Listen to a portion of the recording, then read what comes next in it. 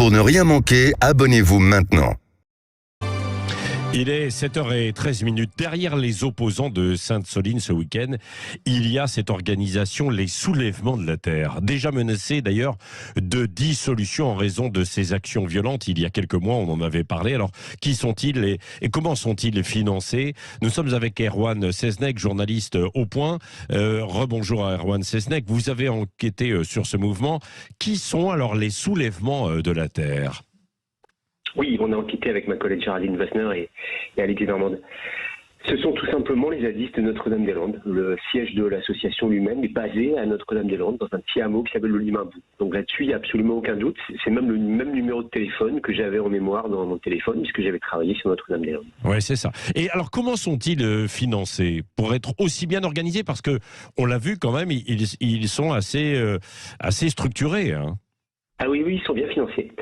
En ce qui concerne les soulèvements de la Terre eux-mêmes, il n'y a pas de mystère, c'est des dons de particuliers qui peuvent se compter en dizaines d'euros.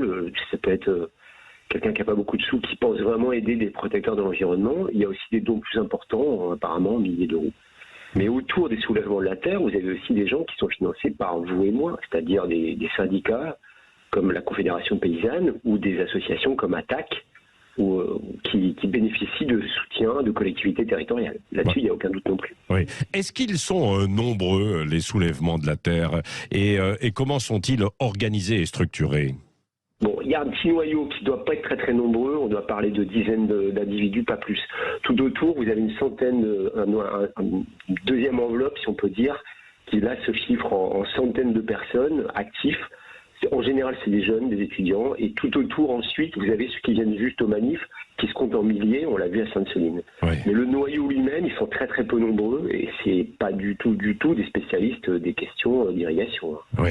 Alors, quelle est leur spécialité, puisque vous parlez de spécialistes? Quel est leur socle idéologique, en quelque sorte, Erwan Seznec, des soulèvements de la Terre?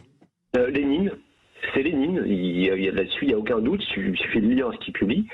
C'est des gens qui veulent abolir la propriété privée, qui font explicitement référence à Lénine et qui veulent instaurer la dictature du prolétariat. Ils ne croient ni à la démocratie parlementaire, ni à la propriété privée. Il n'y a aucune ambiguïté, il suffit de les lire. Mais ils sont avant tout mobilisés pour défendre l'environnement, non? Pas du tout, pas du tout. Ils connaissent absolument rien aux questions d'irrigation et d'agriculture, ils écrivent des énormités. Là aussi, il suffit de les lire, c'est assez pénible, mais il faut le faire. Ouais. Tout comme ils ne connaissaient absolument rien au transport aérien. Leur but est d'abolir le capitalisme. C'est explicite, c'est pas moi qui le dis, c'est eux. Oui, d'accord. Mais j'ai vu quand même qu'ils font la promotion, entre guillemets, du retour à la nature. Si on veut, le problème c'est que quand ils étaient à Notre-Dame-des-Landes, ils défendaient, soi-disant, une agriculture de petits producteurs qui ferait du circuit court et qui fournirait les écoles du secteur, pour simplifier. Aujourd'hui, à Sainte-Soline, ils attaquent des agriculteurs qui fournissent les écoles du secteur, qui font du circuit court et qui sont des petits producteurs. Il n'y a aucune cohérence, sauf la leur, qui est d'abolir la propriété privée et d'instaurer la dictature du prolétariat. Oui. Et ils sont organisés également à l'échelle internationale. Est-ce qu'ils ont des relais chez nos voisins européens?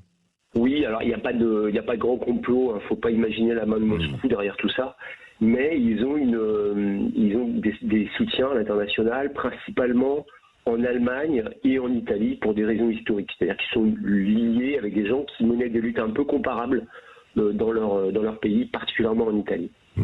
Avec également des liens avec d'autres mouvements tels que Youth for Climate, Extinction Rebellion par exemple aussi.